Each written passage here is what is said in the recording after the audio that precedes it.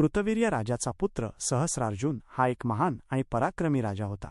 त्याला दत्तगुरूंनी प्रसन्न होऊन 1000 हात आणि प्रचंड शक्तीचे वरदान दिले होते, ज्यामुळे तो अजेय झाला. काही काळानंतर सहस्रार्जुन उन्मत्त झाला.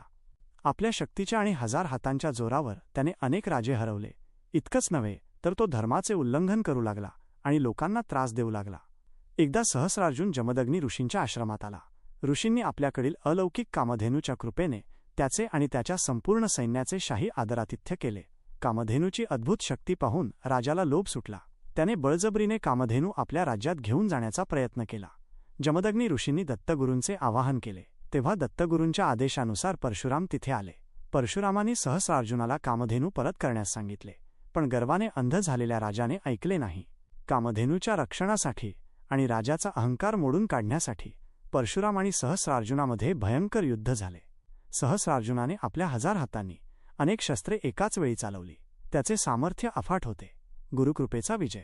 पण परशुराम हे साक्षात दत्तगुरूंच्या कृपेने युक्त आणि धर्मावर निष्ठा असलेले होते. त्यांनी आपली दैवी शक्ती आणि पराक्रम वापरून सहस्रार्जुनाच्या 1000 हातांना एका क्षणात कापून काढले. अखेरीस परशुरामांनी गर्विष्ठ राजाचा वध केला आणि कामधेनूला मुक्त केले. व्हिडिओ आवडला असेल तर चॅनेलला सबस्क्राईब करा, शेअर करा आणि लाईक करा.